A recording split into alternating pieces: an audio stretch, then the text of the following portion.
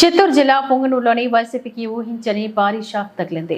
గురువారం Punganur municipal chairman Alim బాషాతో సహా 17 మంది వైసీపీ కౌన్సిలర్లు పొంగనూరు టీడీపీ ఇన్ఛార్జ్ చల్ల రామచంద్రారెడ్డి సమక్షంలో ఆ పార్టీలో చేరారు.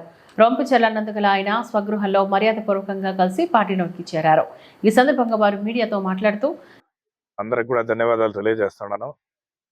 ఎందుకంటే మీకందరికీ తెలుసు ఇక్కడ గత 20 సంవత్సరాల నాయకత్వము ఏ విధంగా ఉంది.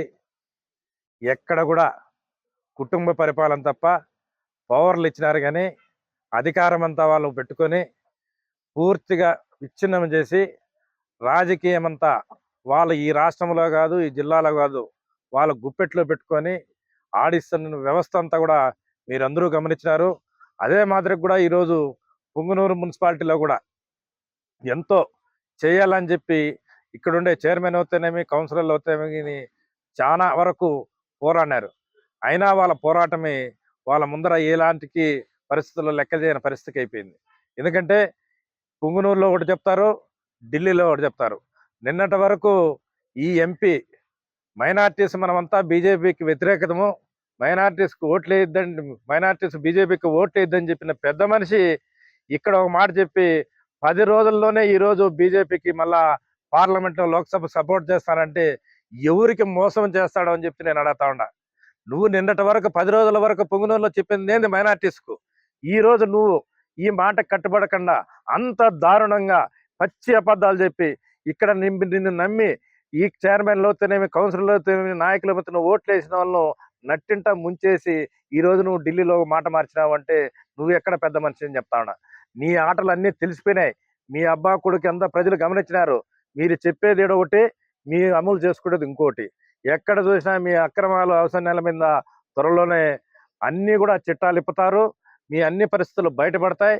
మీ ఎక్కడైనా సరే న్యాయం గెలుస్తుంది, కానీ దౌర్జన్యాలు ఇప్పుడు గెలవని చెప్పి తెలియజేస్తూ ఇక్కడ ఈరోజు చైర్మన్ కానీ కౌన్సిలర్లకు కానీ తెలుగుదేశం పార్టీలో చేరినందుకు వాళ్ళకి మనస్ఫూర్తిగా ఆహ్వానిస్తూ మా పార్టీ నాయకులందరి తరపున కూడా వాళ్ళకి ధన్యవాదాలు తెలియజేస్తూ ఇంకా రాబోయే కాలంలో కూడా ప్రతి ఒక్కటి పొంగనూరు టౌన్కు అభివృద్ధికి ముఖ్యమంత్రి ఎటువంటి పరిస్థితుల్లో కూడా పొంగనూరు టౌన్ బ్రహ్మాండమైన అభివృద్ధి చేయాలా, ఎనలేని అభివృద్ధి చేసి చూపిస్తానని చెప్పి నిన్న కూడా చెప్పడం జరిగింది.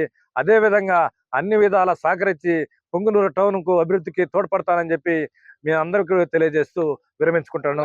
జై హింద్, జై చంద్రబాబు నాయుడు.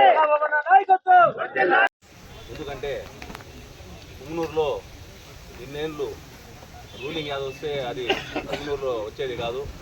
అలాంటిది పోయినసారి వచ్చింది, కానీ అభివృద్ధిలో ఎలాంటి అనేది ప్రజలకు తెలుసు. ఇప్పుడు పెద్దలు అడిగినారు, మీరేమన్నా పార్టీ షెడ్యూల్ కోసం వస్తారా, ఏమన్నా ఈడ సేఫ్టీ కోసం వస్తారా అని.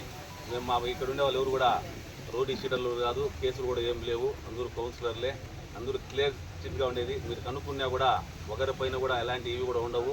కానీ ఎందుకు వస్తున్నామంటే గౌరవ ముఖ్యమంత్రి గారు దాదాపు రాష్ట్రాన్ని అభివృద్ధిలో నడిపించేవాళ్ళు. అలాంటి మా పొంగనూరు కూడా చల్లబాబు ఆధ్వర్యంలో అభివృద్ధి పోతుందనే ఒక ఉద్దేశంతో మాకు నమ్మి పొంగనూరు ప్రజలు కూడా కౌన్సిలర్లు చేసినారు. మా వార్డులో చల్లబాబు ఆధ్వర్యంలో మేమంతా వార్డు అభివృద్ధి చెందాలనే ఒక ఉద్దేశంతోనే మేము తెలుగుదేశంలో పార్టీలో చేరుతున్నాం.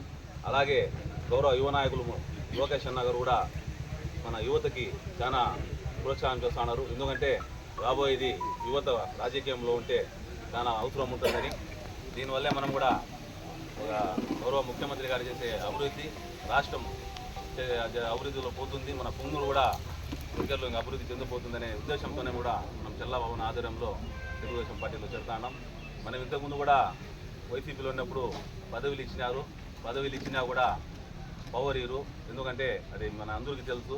నేను కూడా చైర్మన్ ఇస్తామని నాకు పిలుచుకొని పవర్ లేకుండా వేయాలనే ఉద్దేశంతో పవర్ ఇవ్వలేదు. అలాగా కొన్ని చాలా కారణాలు కూడా ఉన్నాయి, చెప్పుకోకపోతే అవన్నీ వదిలేసి ఇక్కడుండే టీడీపీ నాయకులు కానీ, పొంగనూరు నియోజకవర్గం కానీ, మా పట్టణ మైనార్టీ నాయకులు, మా సోదరులంతా ఇంతకుముందు కూడా ఉన్నారు.